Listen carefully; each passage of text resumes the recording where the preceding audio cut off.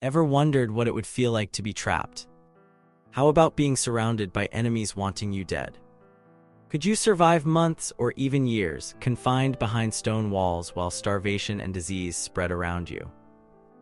Number 10. The unrelenting psychological warfare.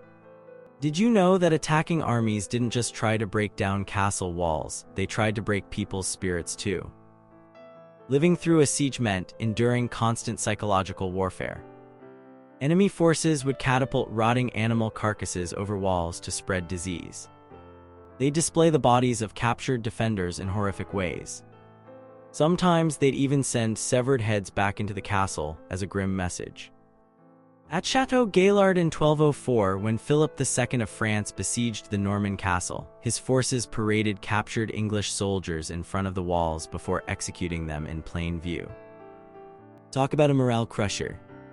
The psychological impact was devastating, watching your friends and fellow soldiers die while being completely powerless to help. Sleep became nearly impossible with the constant noise. Attacking armies would beat drums, blow horns, and create relentless racket day and night. This wasn't just annoying, it was a calculated strategy to exhaust defenders mentally and physically until they could barely function. Some besiegers went even further. When Mongol forces laid siege to cities, they would often force captured locals to walk at the front of assault parties, making defenders choose between killing their own people or letting the enemy approach. These psychological tactics were often more effective than battering rams at making defenders surrender. Number 9. The desperate food situation. Would you eat rats, leather, or even other humans to survive? As sieges stretched from days into weeks and months, food became the most pressing concern inside castle walls. Initially, most castles maintained storerooms of preserved foods, salted meats, grains, dried fruits, and nuts. But these supplies were finite. At the siege of Rochester Castle in 1215, King John's forces held the defenders for nearly 2 months. By the end, survivors reported eating horses, dogs, and even drinking horses' blood mixed with wine to sustain themselves. The reality was brutal. When the regular food ran out, anything remotely edible became a meal. During the siege of Paris in 1590, the situation became so desperate that people ground bones from cemeteries into flour to make bread. At the siege of Leningrad in World War II, a modern siege with medieval-like conditions, people boiled leather belts and book bindings for sustenance. The gelatin provided minimal calories, but desperation forced innovation. Castle wells often became contaminated during long sieges, either naturally or deliberately poisoned by attackers. Defenders would collect rainwater in any available container and ration it strictly. During the siege of Jerusalem in 1099, water became so scarce that it sold for exorbitant prices, more valuable than gold to the dying. In the most horrific cases, like during the siege of Mahra in 1098 during the First Crusade, chronicles report that defenders resorted to cannibalism. While some historical accounts may be exaggerated for propaganda purposes, the desperate reality of prolonged sieges pushed human survival instincts to unimaginable extremes. Number 8. The cramped living conditions. Can you imagine sharing a single room with dozens of strangers for months on end? When townsfolk fled inside castle walls ahead of approaching armies, population density skyrocketed overnight. A castle designed to house a lord's family and a garrison suddenly had to accommodate hundreds or even thousands of refugees. During the siege of Kenilworth Castle in 1266, which lasted an incredible 6 months, the normal population swelled to include villagers from surrounding areas. Sleeping arrangements. Forget privacy. People slept wherever they could find space: stairwells, storage rooms, stables, and kitchens. Many simply slept standing up, leaning against walls. Sanitation quickly became a nightmare. Most medieval castles had surprisingly sophisticated toilet systems called guardrobes, essentially vertical shafts that emptied outside the walls. But these weren't designed for population overloads.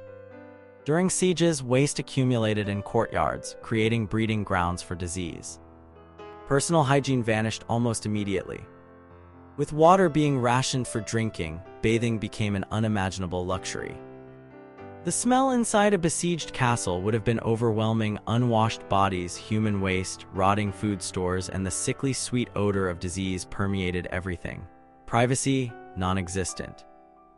Family units huddled together in corners of great halls. Women gave birth in crowded rooms. People died surrounded by strangers. When Edinburgh Castle was besieged in 1573, contemporary accounts describe people sleeping in shifts because there simply wasn't enough floor space for everyone to lie down simultaneously. Number 7. The constant threat of disease. What kills more people during sieges than arrows or swords? Tiny invisible enemies. Disease spread like wildfire through besieged castles. Dysentery, often called the bloody flux, was perhaps the most common killer. Caused by contaminated water and food, it led to severe diarrhea, dehydration, and often death, especially among children and the elderly.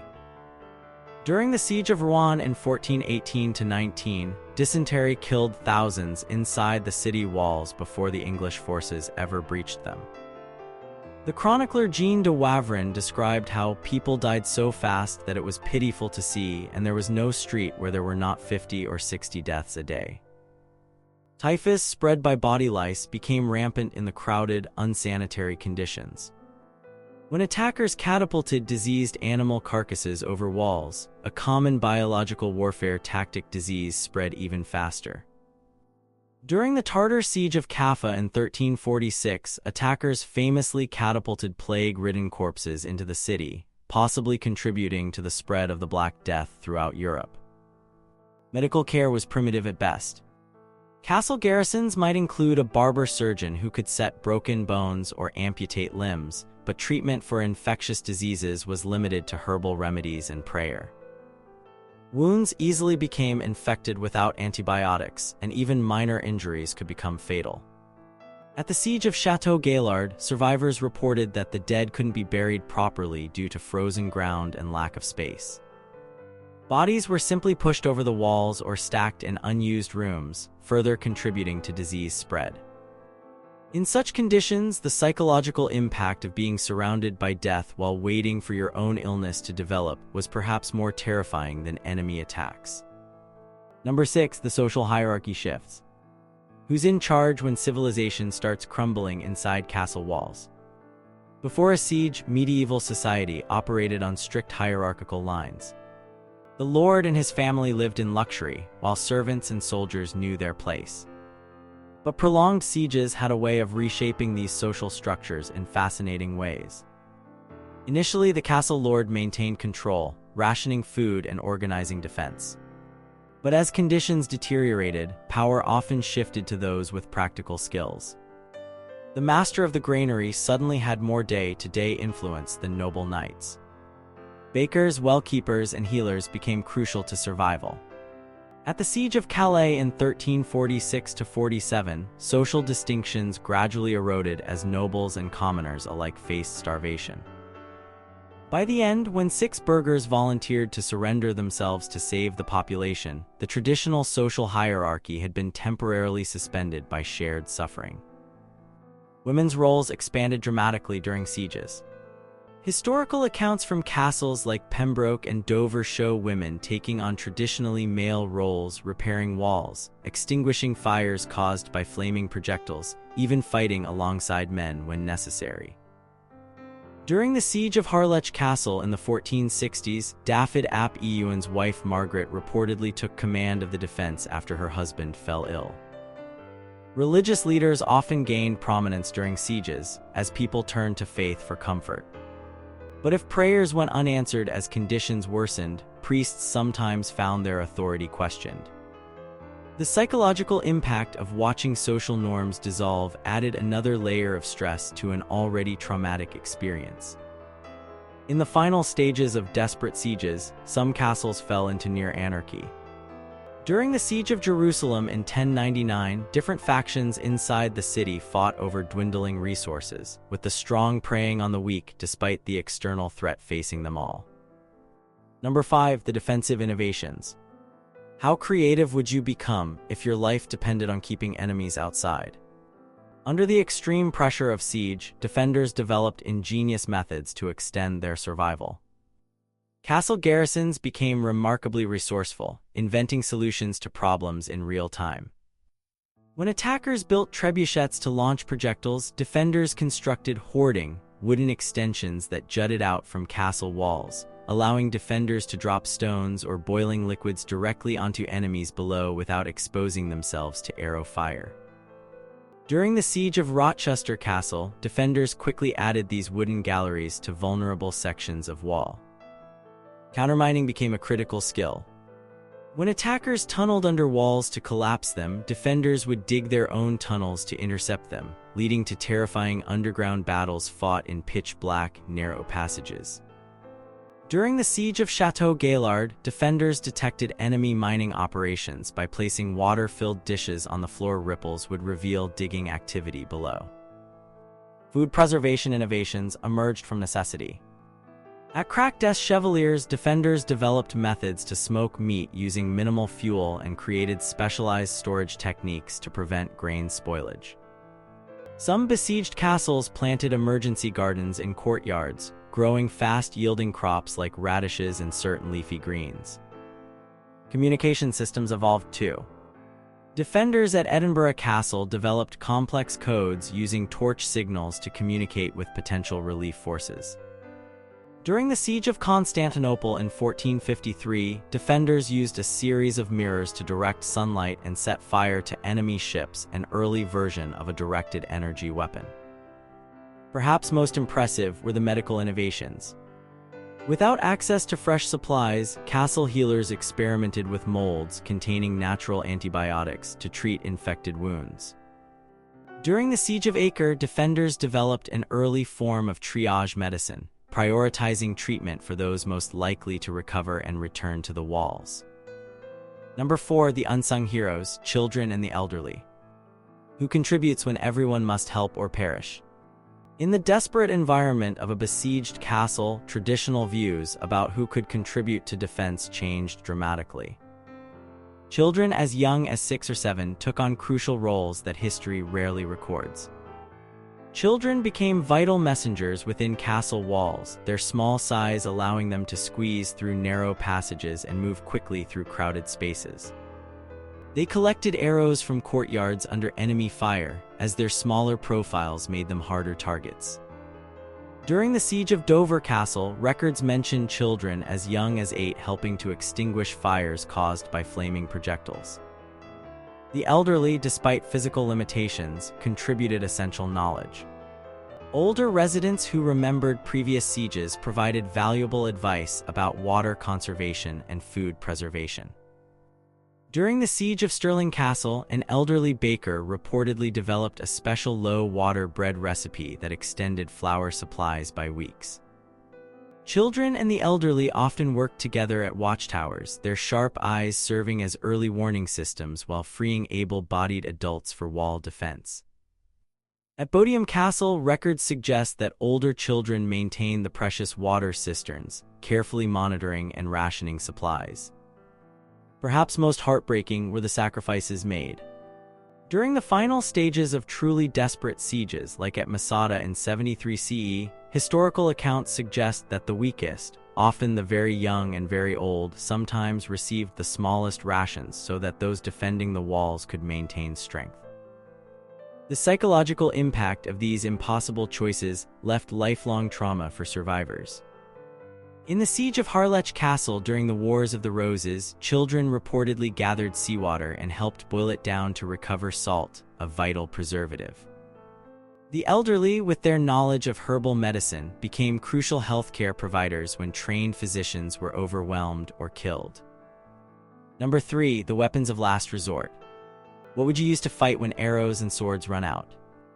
As sieges dragged on, conventional weapons inevitably began to run short. Arrows were particularly problematic. Once shot, they needed to be recovered or replaced. When supplies dwindled, defenders got creative in ways that would impress any modern survivalist. At Chateau Gaillard, when conventional projectiles ran low, defenders began dismantling interior wooden structures to create crude javelins. They collected roof tiles and broke them into sharp-edged fragments that could be dropped onto attackers. Even door hinges were repurposed as crude but effective throwing weapons. Boiling liquids became go-to weapons during desperate times. While movies often show oil being used, this was actually rare. Oil was far too valuable as a food and light source. Instead, defenders boiled water, urine, or made a caustic solution from lime. During the Siege of Acre, defenders concocted an early version of Greek fire, a petroleum-based mixture that would continue burning even in water. Agricultural implements became makeshift weapons. Scythes were attached to long poles to create polearms. Cooking skewers were straightened into crude spears. At cracked des Chevaliers, defenders reportedly flattened metal cookware into makeshift arrowheads when conventional supplies ran out. Perhaps most disturbing were the truly desperate measures.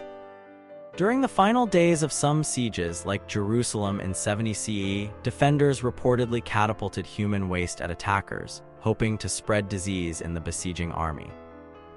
The psychological impact of using such weapons revealed how thoroughly conventional morality could collapse under extreme pressure. Even the dead served a purpose in the most desperate circumstances. During the Siege of Malta in 1565, defenders reportedly used the bodies of fallen enemies as human sandbags to repair breaches in walls when conventional materials ran out. The line between survival tactics and psychological warfare often blurred in these extreme situations. Number 2, the entertainment and morale boosting. How would you maintain sanity during months of confinement and terror? Perhaps surprisingly, besieged castles often developed rich internal lives to counter the psychological strain of their situation. Maintaining morale became as important as maintaining walls, and garrison commanders recognized that idle minds bred fear and dissent. Music played a crucial role in besieged communities. Soldiers and civilians formed impromptu bands using whatever instruments were available. During the Siege of Constantinople in 1453, historical accounts describe how nightly singing helped drown out the sounds of the Ottoman war drums and gave people a few moments of psychological relief from the constant auditory assault. Gambling flourished in these pressure cooker environments. Dice games, primitive card games, and betting on everything from rat fights to when the enemy would attack next provided distraction and created a strange sense of normalcy.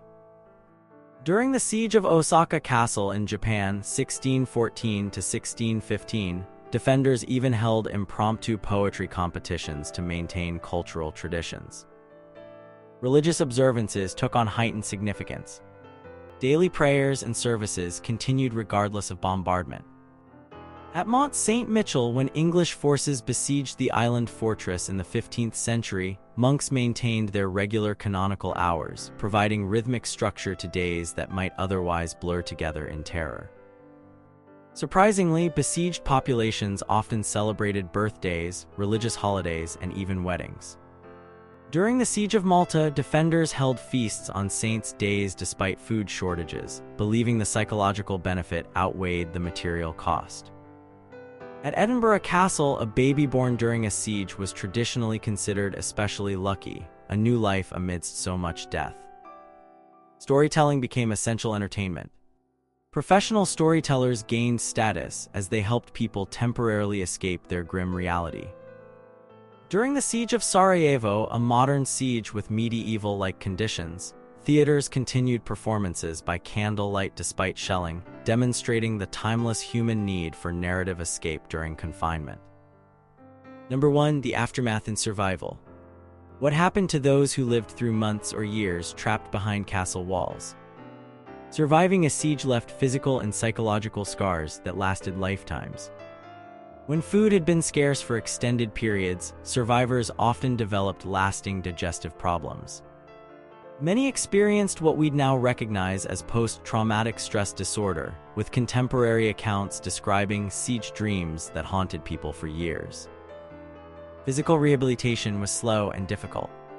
Muscles atrophied from malnutrition and confinement took months to rebuild.